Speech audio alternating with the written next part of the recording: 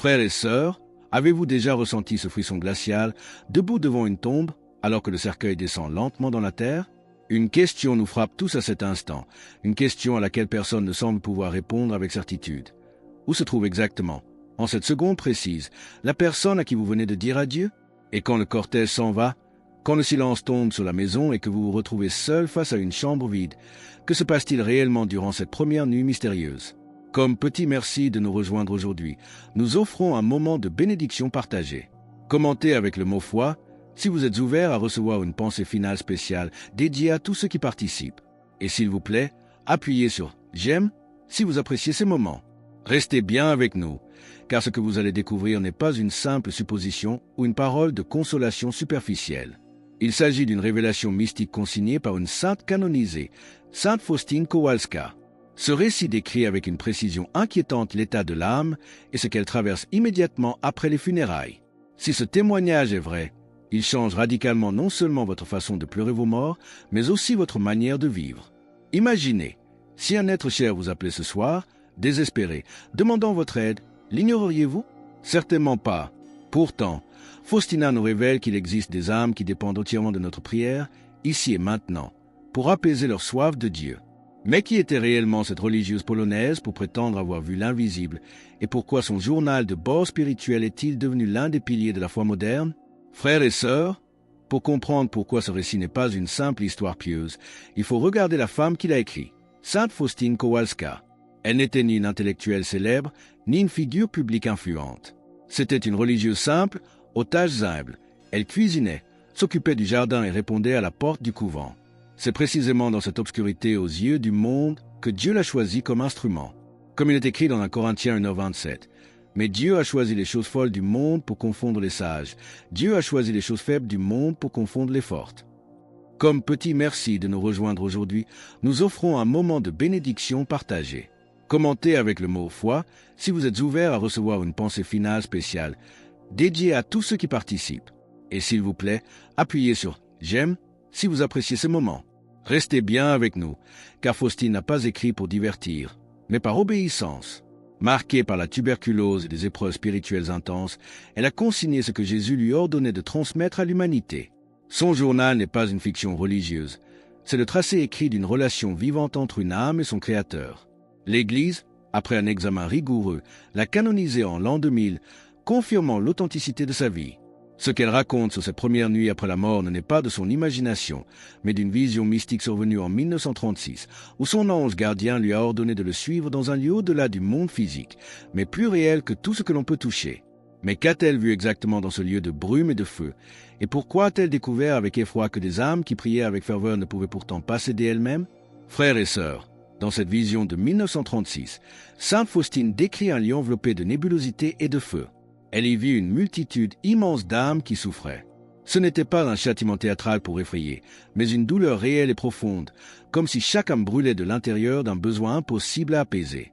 Le plus frappant est qu'elle priait avec une ferveur qui n'existe presque pas sur terre, mais qu'elle ne pouvait pas se libérer seule.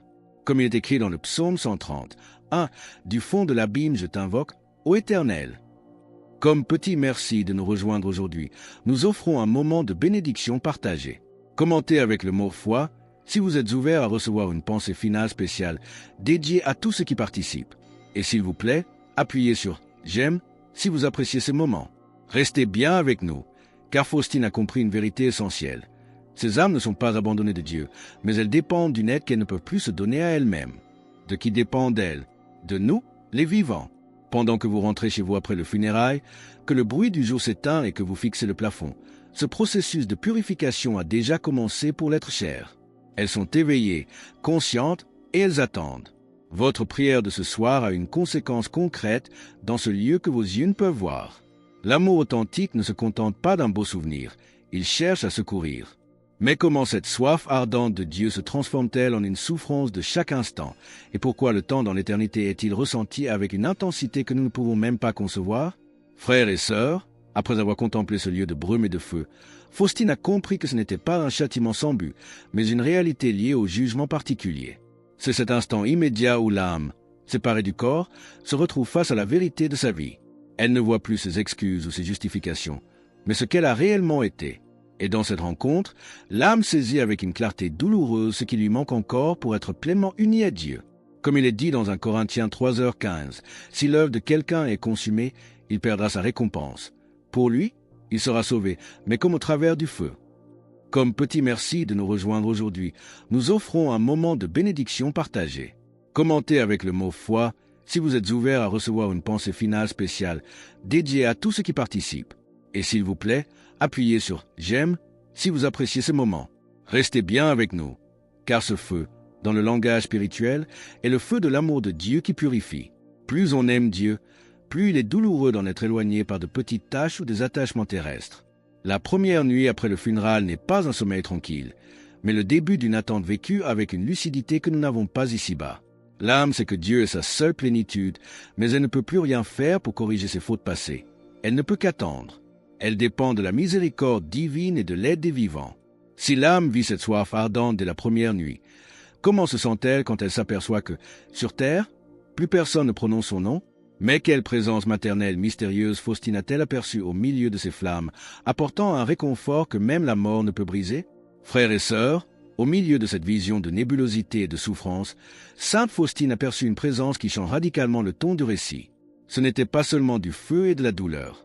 Elle a vu la Vierge Marie, la Mère de Dieu, visitant ses âmes. Elle ne se présentait pas comme une figure décorative, mais comme une mère attentive apportant un soulagement réel, rappelant à chaque âme qu'elle n'est jamais abandonnée. Comme il est écrit dans Jean 19h27. Puis il dit aux disciples, « Voilà ta mère. » Et, dès ce moment, le disciple l'a pris chez lui.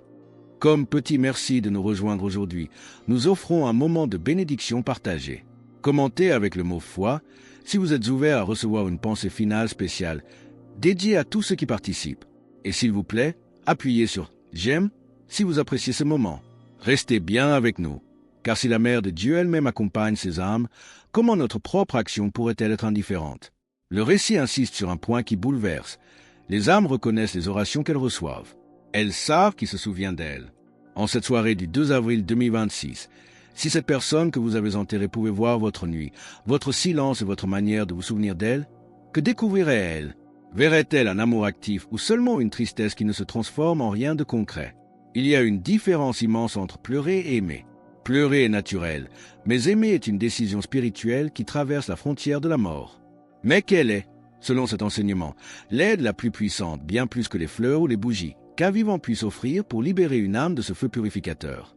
Frères et sœurs, il existe un point où le récit cesse d'être une simple vision pour devenir une instruction concrète. Sainte Faustine insiste sur une idée que beaucoup oublient. Les âmes ne cessent pas d'avoir besoin de vous simplement parce que le temps passe. Au contraire, elles peuvent désirer vos prières avec plus de désespoir aujourd'hui que lorsque le deuil était récent. Et voici la clé, l'action la plus puissante qu'un vivant puisse offrir. La Sainte Messe, comme il est écrit dans Matthieu 26, 28. Car ceci est mon sang, le sang de l'Alliance, qui est répandu pour plusieurs, pour la rémission des péchés. Comme petit merci de nous rejoindre aujourd'hui, nous offrons un moment de bénédiction partagée. Commentez avec le mot foi si vous êtes ouvert à recevoir une pensée finale spéciale dédiée à tous ceux qui participent. Et s'il vous plaît, appuyez sur « J'aime » si vous appréciez ce moment. Restez bien avec nous, car la messe n'est pas un simple souvenir symbolique, c'est l'actualisation du sacrifice du Christ. Lorsque le prêtre consacre le pain et le vin, ils deviennent le corps et le sang de Jésus. On affirme que la valeur d'une seule messe est infinie, car elle contient les mérites de Dieu lui-même. Le Père Pio disait qu'il préférait se présenter au jugement de Dieu avec une seule messe offerte pour son âme qu'avec toutes les bonnes œuvres d'une vie entière. Imaginez ce que cela signifie pour ces premières nuits de brume et de feu. Au moment de l'élévation, l'âme reçoit un rafraîchissement de grâce, comme si les flammes s'apaisaient et que la brume s'ouvrait pour laisser passer un pas vers le ciel. Mais pourquoi tant de gens ignorent-ils ce moyen si puissant? Et quelle est cette prière spécifique transmise par Jésus à Faustine qui peut, en quelques minutes, changer le destin d'une âme? Frères et sœurs, pour clore ce récit sacré, Sainte Faustine nous laisse une action concrète, la prière à la miséricorde divine. Ce n'est pas une formule magique, mais une âme spirituelle capable d'atteindre l'âme dans son maintenant éternel.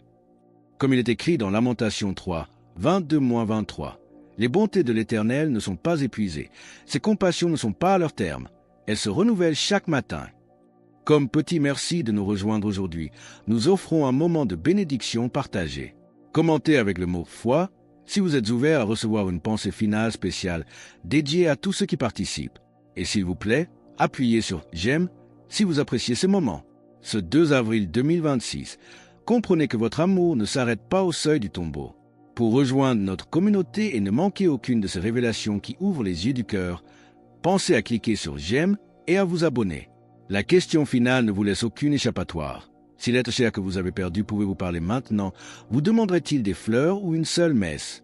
Vous demanderait-il des larmes ou de la miséricorde? Le défi est simple, 7 jours d'action concrète. Une messe demandée, une prière sincère ou même un petit sacrifice offert pour les âmes les plus oubliées du purgatoire. Alors que nous refermons ce mystère de la première nuit, nous vous invitons à sceller votre promesse d'amour. Commentez « Jésus est roi ci-dessous » pour affirmer que votre prière accompagnera désormais ceux qui nous ont précédés.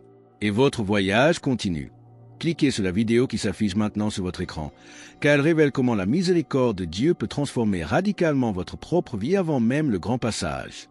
Ne laissez pas le silence de la tombe étouffer votre voix de priant.